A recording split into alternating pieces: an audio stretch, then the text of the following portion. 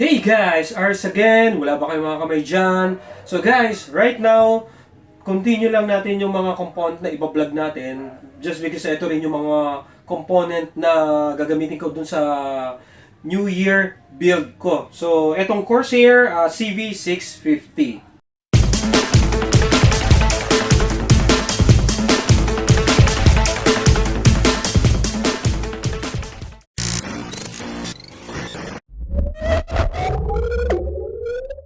CV series by Corsair, CV650 watts, then 80 plus bronze yung power supply natin. Guys, I think itong power supply na gagamitin ko is sufficient na dun sa build natin.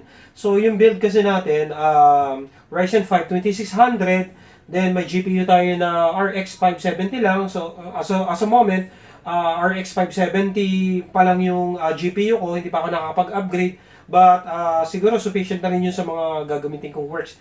Then sa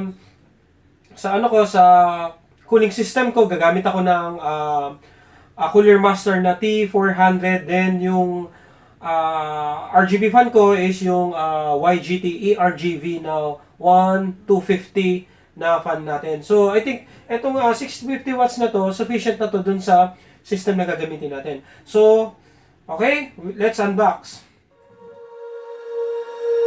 When you feel it's hopeless, when you think that you lost, oh, I will take your hand and we'll rise up from the dust. Oh, here we go, go, go, let us heal and grow. For power supply screw, then important information manual, then meron din siyang AC power cord na included. Then yung power supply itself. Rise up and we follow the path that we believe in.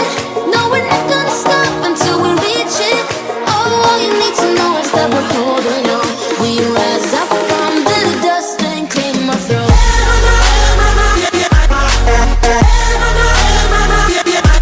So ito guys yung power supply natin, Corsair CV650. Kung mapapansin nyo guys, parang medyo maliit yung power supply natin versus dun sa mga typical or yung sa standard na size ng power supply, medyo slim lang siya. 120 mm din yung fan na gamit niya.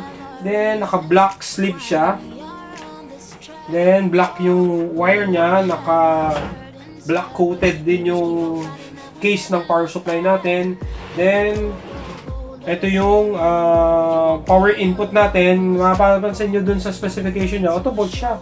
So pwedeng 110, pwedeng 220 din yung power switch niya. Kaya nga nang nasabi ko sa inyo kanina, full sleeve yung wire ng power source ng motherboard. Then para sa GPU, and then full sleeve, black full sleeve. Then yung sa CPU na 12 volts, full sleeve. Ang black wire is etong mga Molex, same time etong mga SATA power. Then actually meron pa siyang floppy drive power. Actually wala nang gumagamit ng floppy drive, so pero meron pa rin siyang floppy drive power. Then check natin kung ilan yung yung Molex. So this time sa nakikita ko, isa lang yung Molex, dalawa yung Molex. Buti naman to, dalawa yung Molex kasi yung hand key na na-encounter ko, isa lang yung Molex, kaya minsan gumagamit pa ako ng splitter para dun sa iba ko pang Molex na device. Then yung SATA niya, mas marami naman yung SATA nito. So, ang SATA nito is 1, 2, 3, 4, 5. So, 6. 1, 2, 3, 4, 5, 6. 6, 7 SATA. Then, dalawa yung Molex niya. So, try natin i-testing. Okay, power supply tester. Then, lagyan natin na supply. Turn off muna natin yung switch. Lagyan natin ng AC supply.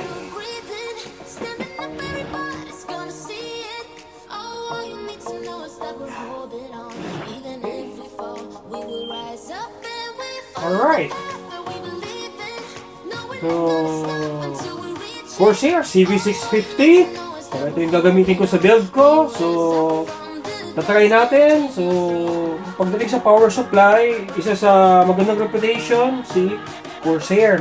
So, meron pa akong i-review, Cooler Master, MWE. So, as of the moment, 500 watts lang kasi yung Cooler Master. So, ang gagamitin ko sa system ko, itong 650 watts para hindi ako kulangin later on kapag nag-upgrade ako ng GPU. So, yun guys. So, I hope may natutunan kayo, may na-share ako sa inyo. Maraming salamat sa mga sumusuporta. Please like, share, and subscribe nitong video natin. So, again, Happy New Year! Bye!